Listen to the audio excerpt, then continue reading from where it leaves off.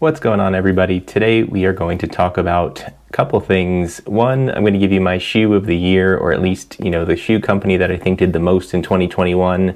Two, just a little bit of a recap of my 2021, my running progression this year. It might be helpful to some of those that are joining this channel later in the year. And then number three, we do still have to go for a recovery run ourselves today as per our training block for the New York City Half Marathon. So lots to do today, lots to talk about. Let's get right into it.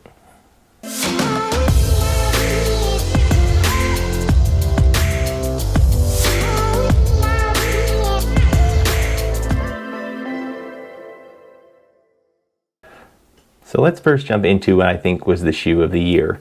There's some shoes out there like the Nike Vaporfly, the Alphafly, that are still great running shoes, and they're actually my personal choice if I go out and race, my best races to this day. But they're technologies that carried over from 2020. The Vaporfly 2, in my mind, didn't do enough to really put it in another place as a top shoe in 2021.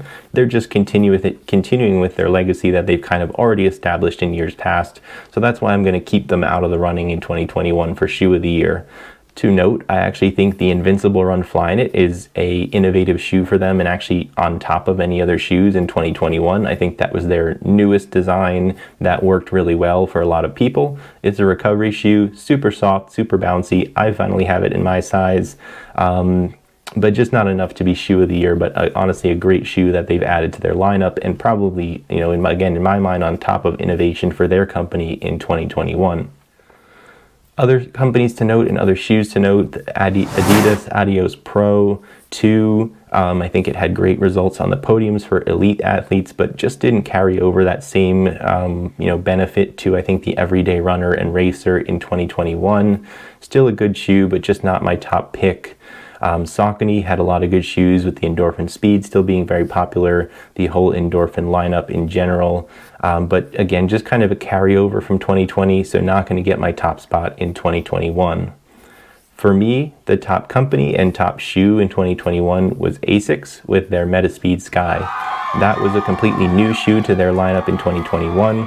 They completely changed their, racing dynamics when they introduced that shoe. It's a carbon fiber, plated shoe, really great soft durometer in the midsole. Has mass appeal. A lot of people really enjoyed that shoe. Triathletes really enjoy that shoe. It's fast. It's still light. Unlike the RC Elite 2, just to take a side note, I think that's another great racing shoe, soft foam that they found, but just too heavy. The ASICS Metaspeed Sky was really able to keep it light and bouncy and soft, much like the Nike Vaporfly, so it was a real competitor introduced in 2021. Along with the Metaspeed Sky, ASICS was also able to keep the Nova Blast, Glide Ride, some of those other great shoes moving forward. No big significant changes there, but they didn't ruin the shoes by any means. And again, the Metaspeed Sky was completely new and well introduced in 2021 and welcomed by many, many runners who race on the roads today. So that's what I think, as far as the best shoe that came out this year, the most innovative company that was doing things in 2021, coming out with new products. Hats off to ASICS for what they were able to do this year. Now let's just do a little bit of a recap on what my running was like in 2021. We started the year coming out of 2020 where I just, hadn't been running. I kind of lost my motivation. I was someone who, was doing really well in 2019 before the pandemic. I was running, 3-hour, 30-something minute marathons. I was 21, minute 5K, and I was really progressing quickly. But in 2021, there was no racing. I work, in and around healthcare, so I've had a lot of stuff to do with work. And, frankly, that's just an excuse. I lost a lot of motivation to run without the races and just kind of being stuck inside a lot in New York City. So from there, 2021, I said, all right, I want to get back into this. I want to go out and run again. I want to get back into marathons. Races should be coming back. And that's what I did. But I started, pretty slow. I was taking easy runs over 10 minutes per mile. I just wasn't in a groove anymore, and I had lost a ton of fitness. I was also still snowboarding, and in March, I think that's when I essentially came up short on a jump and tore my meniscus. So I had to take, 6 to 8 weeks off at that time to let the swelling go down, and I jumped right back into running again in preparation for the New York City Marathon. So I started building my mileage up, started getting back into shape. You know, as the mileage started to increase, I was feeling better. I was feeling more fit. Certainly nowhere near 2019 still to this day, but I started up this channel and decided, you know, I can put all my tips and tricks that I learned, you know, when I was progressing as a faster runner. I can put it, you know, put my money where my mouth is essentially, and share all these, you know, tips and tricks and things with you, and you'd be able to follow my progress as I get back to where I was in 2021 or 2019, and hopefully, you know, progress even farther from there in the future.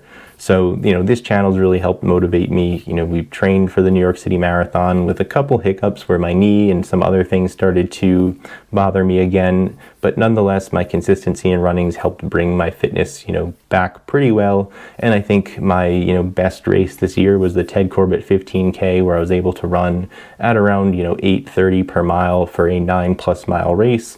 And it just felt really good to be able to get on that limit again and, you know, race quicker than I was able to race, you know, in the beginning of 2021.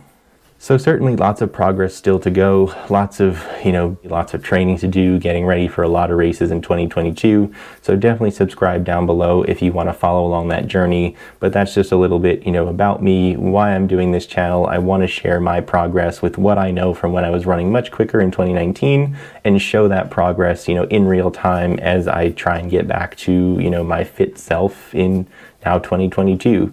So with all that said, if you just want to follow along with my run today, let's go do that right now. Let's get outside, do our 3-mile recovery run, close everything out. Let's go do that now.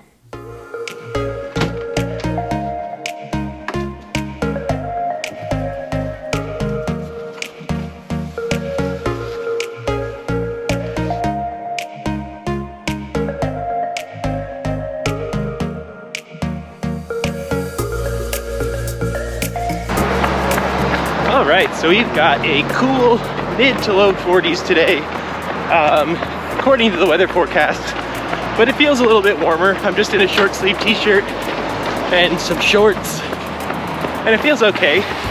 But in the winter, I like to warm up a little bit today just by walking the dogs.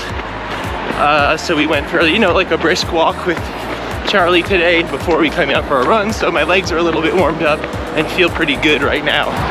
The other thing that I'll do when it gets even colder, as we get into the 30s, 20s, maybe down into the single digits this year, who knows. I like to go to the treadmill, which I have available, and just do some speed walking to get some heat in a couple of my layers.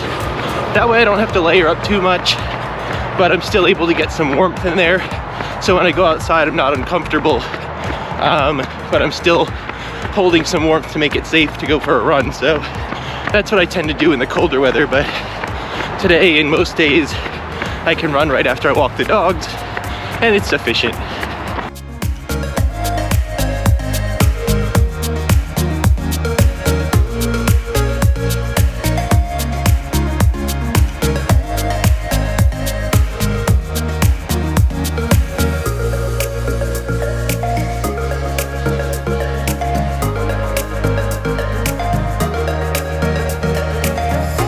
My watch has given me some crazy heart rates. Yesterday it was cooperating for the speed work. Today it's giving me really high heart rates for relatively easy runs. But I adjusted it on my wrist and it went back down, so definitely just must have been something weird going on with the sensor. That's why you can't trust the wrist heart rate at all on these things. It's just a guide, but it's definitely not definitive.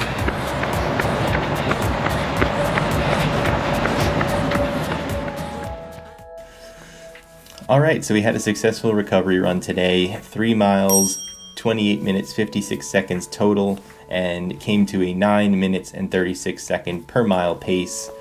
So actually quicker than I thought for a recovery run. And it kind of goes along with what I was saying earlier, where just there's been some progress, you know, definitely this year with picking running back up and, you know, things being easy. My heart rate overall, I think, was around a 143. So to be able to run 936 in a recovery run today at 143 beats per minute It just shows, you know, there's good progress moving along. My legs are feeling stronger, my legs are feeling fresher, so it's just good progress. I'm happy with how everything's going, happy with how the recovery run went today, and just looking forward again to everything that's coming in 2022, you know, for myself, for this channel, and for all of you that are also, you know, progressing and training. You know, there's lots of good things ahead, I'm sure, for all of us. So with that said, I hope you enjoyed this video. I'll stop now. Thanks for watching, everybody. I hope to see you in the next video.